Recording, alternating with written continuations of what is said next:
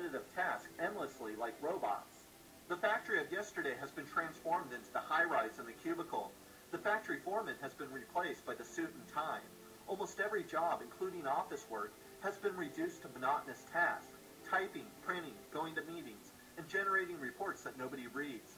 It's all the same every day, these dungeons dressed in fluorescent lights, phony smiles, and mundane tasks. We were told that if we went to college we would be marine biologists, psychologists, and writers. With the exception of a few, nothing could be further from the truth. The average student debt today is over $23,000. All those wannabe artists, sociologists, and investigative journalists have been prepped for the reality of the cubicle, not for their choosing, because they must pay back their loans. These people will be herded into sterile offices like animals because the world doesn't want truly creative people. The private sector needs people who can write memos, push papers, and calculate profits and losses. The managers will impose work tempos, production quotas. You punch in, you punch out, surf the internet. You'll stay late. You'll daydream about what life could have been, because this isn't living, this is dying. While the government is usually blamed for limiting individual freedom, nothing attacks human liberty and sovereignty more than the workplace. A person can buy you and extract your labor. An entire system of ultra-surveillance ensures obedience to your superiors. Regulations are all prevailing. You are told when to show up to work, when you can leave, and what you must do in the meantime. They watch over you, inspect you, spy on you. They punish, forbid, correct, assess, number, and abuse. You are told what to wear. You are trained how to talk, and you are forced to compete with other workers.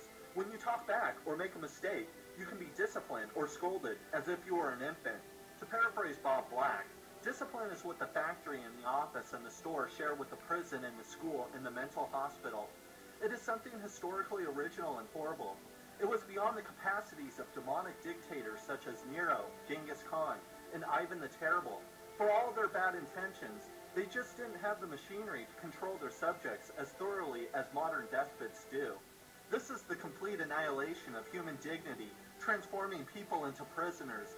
Even the most totalitarian states never had this much dominion over their subjects. We used to get injured on the playground. Now we get occupational overuse syndrome, musculoskeletal disorder, repetitive strain, tendinitis, cervical radiculopathy, ulnar entrapment. We have problems with our eyes and our spine that even the best doctors can't figure out. The sedentary lifestyle is the new trend, along with its legion of diseases like diabetes, high blood pressure, and obesity. Performing the same task day after day, week after week, year after year, is an assault on the human psyche.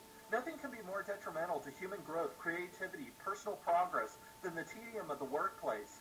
When a person carries out the same monotonous job, they are naturally drained of energy at the end of each day.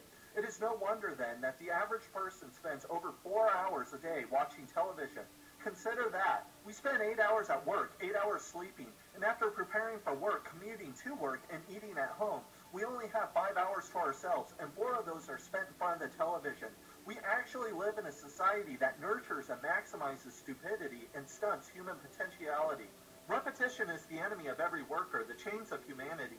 Yet it is the liberator of the business executive and the managers. Instead of using technology to free individuals, as it could be, the private sector has turned people into gears and into commodities, while they are the beneficiaries. These people make a living off of our lives, stripping us of our dignity, stealing our meaningfulness, and seizing our essence.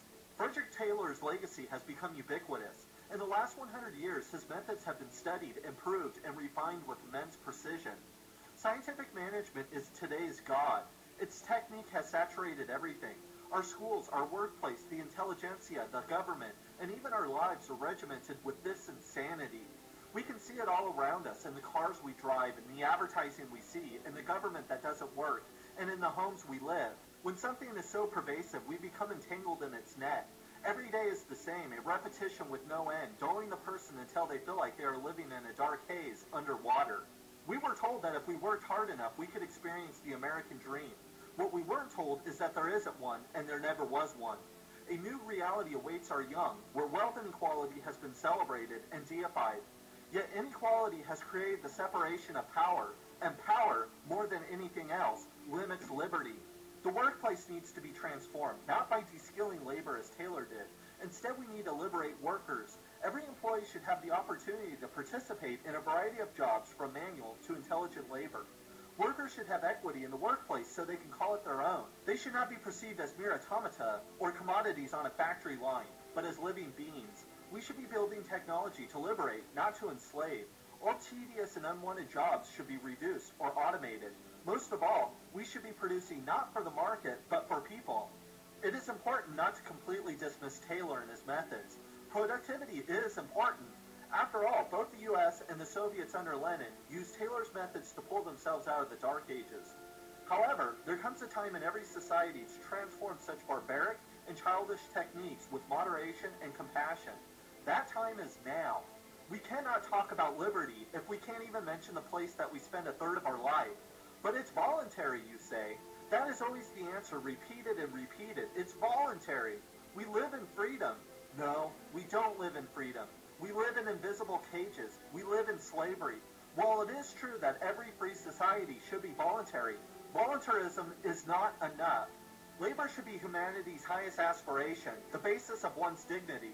Until the day comes when the thinker works and the worker thinks, free, intelligent labor can emerge, and humanity can once again be instituted.